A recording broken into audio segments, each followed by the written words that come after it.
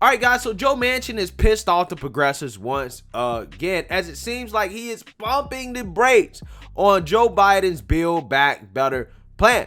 And this time, it's even on the version that they all allegedly agreed to. Joe Manchin, Kirsten Sinema, Bernie Sanders, and Joe Biden, which is a $1.75 trillion package. Right now, they've come to an agreement on the general framework of the bill. However, Joe Manchin's like, listen, we about to spend $1.7 trillion. I gotta see the text of the bill, right? We gotta see the text of the bill. We gotta get the details. We need to study what the actual impact of this bill will be before we can vote on it, right? That's what he's saying. And for whatever reason, transparency and understanding the actual impact of the legislation that you're trying to pass, apparently that pisses off progressives. It triggered them, right? They were already mad enough that they've negotiated it down from 3.5 trillion to 1.75 trillion. But they're even more pissed now that he wants to know what's actually in the bill, right? Crazy, right? Crazy, ludicrous idea, knowing what you're actually voting for. But I want you guys to take a listen at Joe Manchin discuss his opposition to this bill. That risk hurting American families suffering from historic inflation. Simply put, I will not support a bill that is this consequential without thoroughly understanding the impact that it'll have on our national debt, our economy, and most importantly, all of our American people. Every elected representative needs to know what they are voting for and the impact it has, not only on their constituents, but the entire country. All right, so you see that, you heard that. And in general, I agree with Joe Manchin on this, right? Yeah, before you pass any bill, especially a bill that's going to cost us $1.75 trillion, you need to actually have the text of the bill, right? It needs to be a bill that has been read by everybody who's voting on it, okay? Now, while I agree with Joe Manchin on this, here's my criticism for him. Where was all this at when it came to the so-called bipartisan infrastructure bill, right? I needed to hear the same thing when it came to that, because that was a multi-thousand-page bill as well that a lot of y'all didn't read, but you just happened to want it, right? Where was this at when it came to Biden's stimulus package? I don't care if it's Republican or Democrat legislation. I want to hear this same talk when it comes to any piece of legislation that's being passed, right? Because one of the main problems in Congress is the fact that we're passing these huge 1,000-page bills that nobody has read, but you expected to vote on, right? That's going to send our country into massive amount of debt, spending money on things that we don't need to spend money on, right? Right now, we're living in an unprecedented economic times where we do not have the workforce. We do not have enough people that are willing to participate in the workforce to provide the goods and services that people need, right? Due to, some increased demand from consumers because of all the money that we put into the economy through unemployment insurance, stimulus checks, and loose monetary policy. That's the issue right now. That's the issue. So again, I agree with him. We do need to study this stuff. We do need to slow our roll before we spend any more money. But again, I want to hear this same stuff when it comes to other things, Joe. But listen, I understand you don't want this bill at all. I don't think they want this bill at all. And he's doing this simply to stall it out. Even though I agree with his reason, his stated reason, I'm not stupid, right? I've been saying this for a long time. I don't think Kirsten Sinema or Joe Manchin really want this at all, right? But they have to pretend like they want it so that they don't look like they're the ones that's holding it up, right? They're trying to look reasonable, right? They're trying to look reasonable. So again, hey, I do have some criticisms for Joe Manchin and the things he's saying. I just wish he would say this about other stuff. Again, that's just not him. That's all politicians.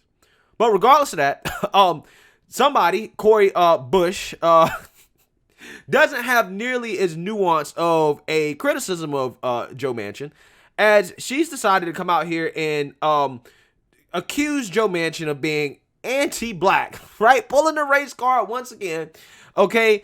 Just because he's opposed to Biden's Build Back Better plan, as she has put forward this little note that she's put out here, essentially pulling the race card on Joe Manchin simply because he disagrees with her. Again, this is par for the course with the race hustlers of America. So let's read here. Quote, Joe Manchin does not get to dictate the future of our country. I do not trust his assessment of what our communities need the most.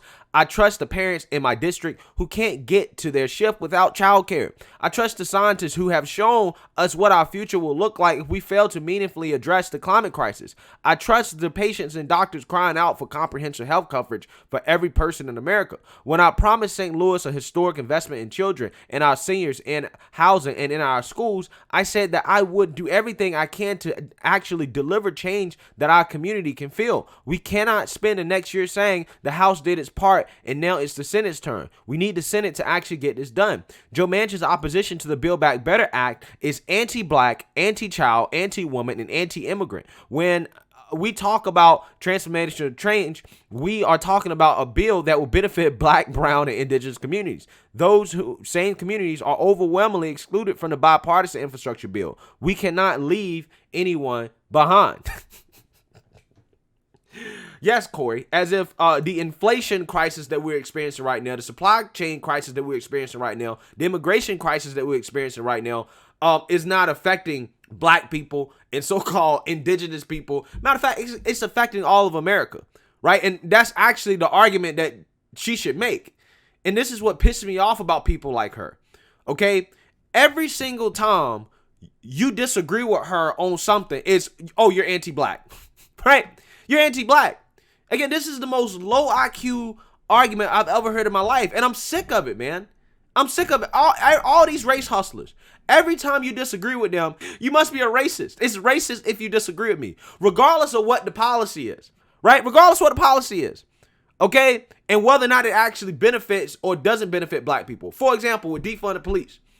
Cori Bush, whose district is a crime-ridden district in St. Louis, Missouri, which happens to be one of the most dangerous cities in America as well, wants to defund the police, right? And if you disagree with defunding the police, then you're anti-black, even though her district is a crime-ridden district, right? And she herself pays thousands of dollars, tens of thousands of dollars, really, in security. But, police for her people, for black folks, that's racist. Right? Again, that tells you we're talking about individuals that simply are just not capable of making smart arguments. They're not capable of actually seeing the nuance of anything outside of the lens of race, right? And that's my biggest thing. Not to mention that she accuses Joe Manchin of being anti-woman, but at the same time, she uses the term birthing person, right? Birthing person. She supports abortion. She supports Black Lives Matter, which is overwhelmingly, objectively against the nuclear family and the black man, right? Which is key to success in the black community. She's against that, right? But if you disagree with her, you're anti-black. Again, this is annoying me because this is something I've talked about all week. I mean, all these so-called academics and race hustlers. Richard Ritchie, right? He apparently, if you believe in school choice, right, and you're against abortion, that's white supremacist talk, right? White supremacist talk. Ibram X. Kendi, if you disagree with him and you say that, hey, you know what, I made an argument against you and I broke you, right, aka I owned you in an argument. Kendi says, you can't say that. That's racist. That's an allusion to the white man breaking the black man, right? Doing slavery times. Again, these are academics that are essentially all they can talk about is race. That's the only argument. And to me personally, especially as a politician, when you do this, what happens is that you close off people to anything that you're saying, right? Even if there's some truth to what you're saying, the fact that you're ignoring millions of other Americans and the only thing you seem to care about is just a certain group of Americans, it really does rub people the wrong way, and it makes it so people can't even understand what you're saying. For example, just like last week, a few days ago, she accused oil executives of environmental racism and said that the fossil fuel industry is white supremacy. Today, and the corporations they represent, St. Louis has 11 more 90-degree days per year than when I was born. Mr. Lawler, are the overwhelming majority of fossil fuel CEOs black or white? No, I don't have the exact numbers, but I would assume they're white. Yes. Ms. Watkins, is an oil refinery more likely to be situated in a Black community or a white community? I'm not sure how to answer that, honestly. We've got oil refineries along the U.S. Gulf Coast, and we're very proud to be community members there. It's Black. Yeah, it's Black. Mr. Wirt, are the impacts of climate change more likely to hit a Black neighborhood or a white neighborhood first? Congresswoman, I have not seen studies that would allow me to give you The answer is Black. The facts are clear. A 2017 NAACP and Clean Air Task Force report found that Black Americans are 75% more likely to live next to company, industrial, and service facilities that directly harm us. For years, you all have continued to promote fossil fuels despite knowing that promoting them means promoting environmental racism and violence in Black and brown communities. You all are still promoting and selling fossil fuels that are killing millions of people. This is a striking example of white supremacy. Your profit-driven choices threaten my life, the lives of my family, my neighbors, and our communities every single day. I sit before you as a Black congresswoman with asthma caused by fossil fuels and the tear gas you fund. I have a lot of questions, let me say. All right, so let me tell you why she's making this argument and where she gets this from, right?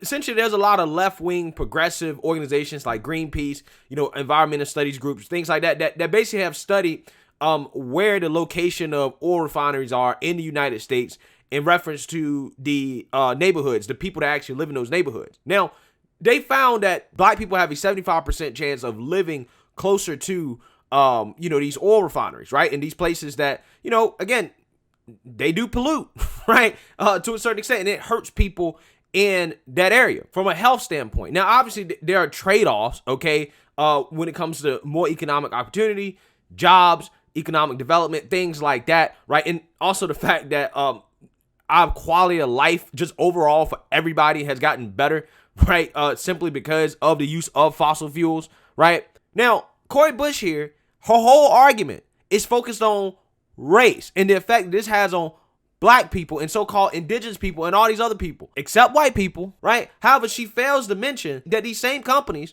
right, if you're making an argument about health, okay, and pollution, you can apply the same argument to white men in the coal industry. White men who overwhelmingly make up coal workers, disproportionately make up coal workers who experience some of the same health effects like Black lung, right? And see, again, this is my issue. Where people are not listening to what she's saying simply because she framed her argument as if, well, I only care about Black folks.